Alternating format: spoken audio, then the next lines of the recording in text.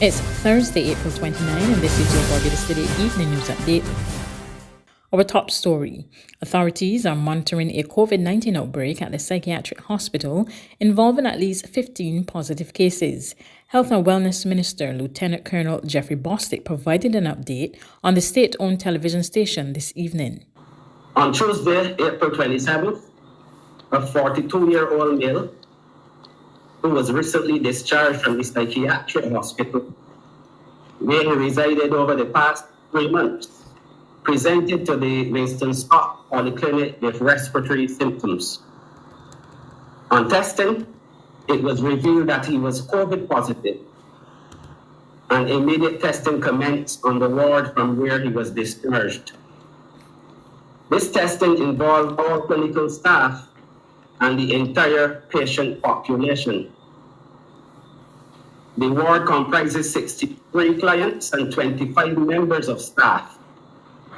Of the 32 persons who were tested last night from the affected ward, 14 clients and 1 staff member have tested positive and are in isolation. The Ministry of Health will manage these 14 clients on site, whereas the staff member will be managed at Harrison Point facility. He assured Barbadians that health authorities are on top of the situation. There is absolutely no need to panic. We have been this route before. We've dealt with cases of a similar nature at other healthcare facilities and senior citizens' homes and other government institutions, and we have been able to overcome those situations, and we are absolutely certain and confident that we will do so in this case. According to latest figures, Barbados recorded 17 new positive cases of the virus, 2 females and 15 males, from among 320 tests conducted by the Best Santos Public Health Laboratory. There were 9 recoveries, while 92 people remain in isolation.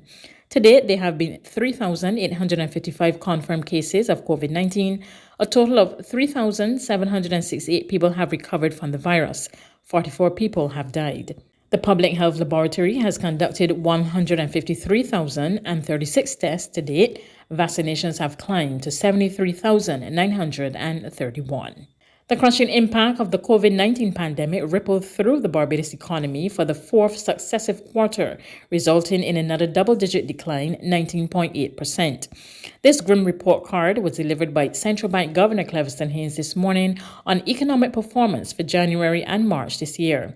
The blow, he says, was felt most in the island's number 1 sector, tourism, which suffered a record decline. Tourism output plunged by an estimated 96%. The mild upturn in visitors registered in the 4th quarter of 2020 was reversed, with arrivals for the quarter being less than half of those in December alone. Pent-up travel demand supports the outlook for an eventual post-COVID-19 recovery, but tighter travel restrictions and protocols, including by Canada and the United Kingdom, and the ongoing suspension of cruise operations prevented an early resurgence. The hotel industry heavily discounted its prices and recorded significantly lower revenue. On the upside, the use of hotels as quarantine facilities, together with staycations by residents, softened the financial impact. Even so, several hotels remain closed, and the reported occupancies fell to 22% compared to 68% a year earlier. The shared economy, with services such as Airbnb, also had reduced occupancy, but the impact of reduced arrivals on the subsector was cushioned by the continued growth of the long-stay welcome stamp program. Looking ahead, Haynes is predicting modest growth, possibly between 1% to 3% this year. But this forecast is hinged on the revival of global travel and the resumption of local tourism activity. The 4th quarter unemployment rate was estimated at 13.6%, compared to 8.9% a year earlier, with over 6,000 more persons unemployed. The rise in unemployment reduced employment incomes and placed pressure on the social safety net.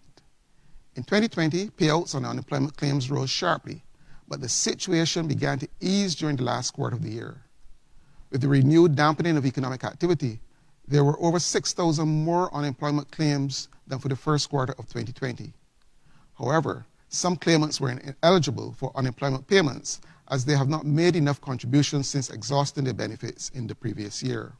Meanwhile, latest unemployment figures are in the double digits, but according to Governor Haynes, there was some improvement, particularly in the hospitality sector, where some 2,100 persons were re-employed under the Barbados Employment and Sustainable Transformation Program. The eventual outturn for 2021 will be influenced in large measure by the country's ability to contain the domestic spread of the virus and by the timing and the pace of the resumption of activity in the tourism sector.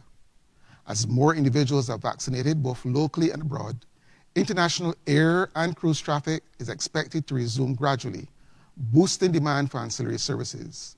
The impact of the ongoing volcanic eruptions and resulting ashfalls on growth is likely to be muted, but downside risks remain from future major eruptions.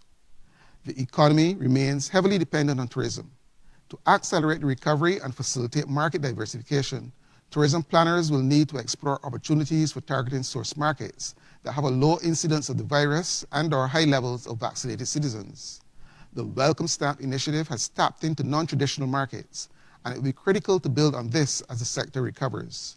There's regional and international news after this short break.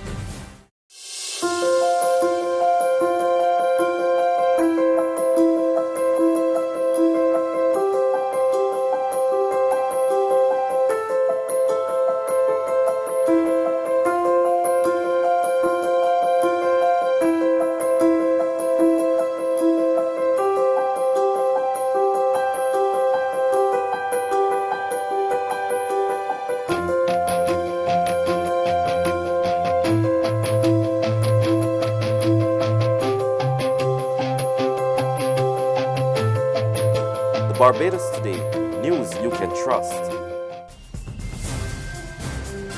To regional news, as COVID-19 numbers continue to spike across Trinidad and Tobago, government has ordered the closure of several establishments for the next 3 weeks.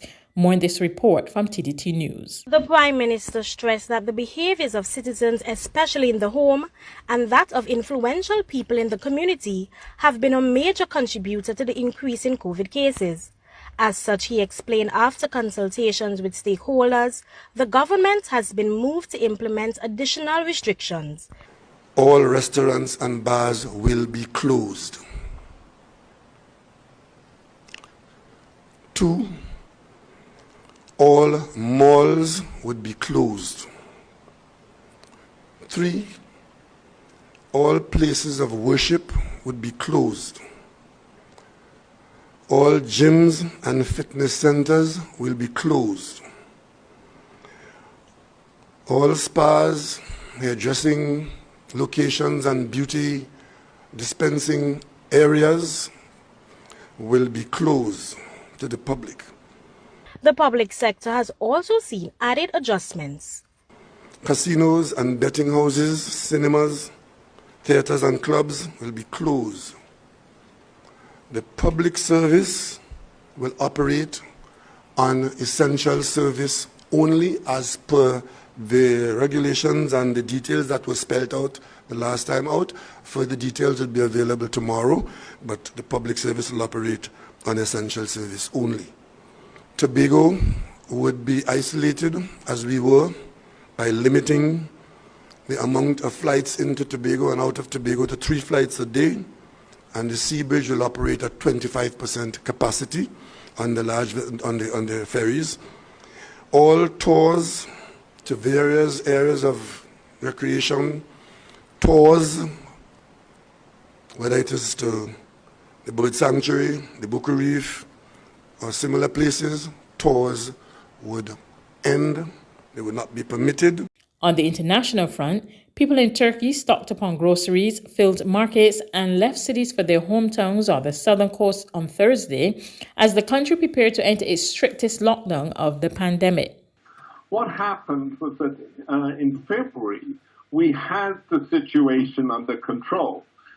We were having 60 to 70 deaths a day. You can say one death is too many. But for a country of 84 million people, 60 to 70 deaths a day is a low figure. Then, in early March, against the advice of the Turkish Medical Association, the government eased restrictions, allowing people to return to restaurants and travel between cities. And the effect was dramatic. those testing positive for COVID rose from 6.5% on February the 21st to 19% on April the 21st. The government put the blame on the invasion of foreign variants, which spread much more quickly than the normal virus. The Minister of Health said 85% of the new infections could be traced to the British variant. But the head of the Turkish Medical Association, Dr. Sebnem Funjanji, said the government knew from experience what would happen if it eased restrictions prematurely. And she accused the government of social murder. Now, as you said, the latest death toll is 341. Last Thursday, we had 354 people die. So we are in trouble. And the government has finally taken the drastic steps that the doctors have been calling for weeks. The opposition leader, Kemal Kılıçdaroğlu, the leader of the Republican People's Party, said today that the government should have imposed a full lockdown much earlier. He didn't give a date. That's news, but for the very latest, visit our website at www.barbadostoday.bb. You can also subscribe to our e-paper, email updates, or like us on Facebook, and sign up for our breaking news alerts via WhatsApp. We're also on Izumi Media and bus terminals, as well as screenplay at supermarkets and gas stations near you. You can also hear us on Mix 96.9 FM and Capital Media HD 99.3 FM.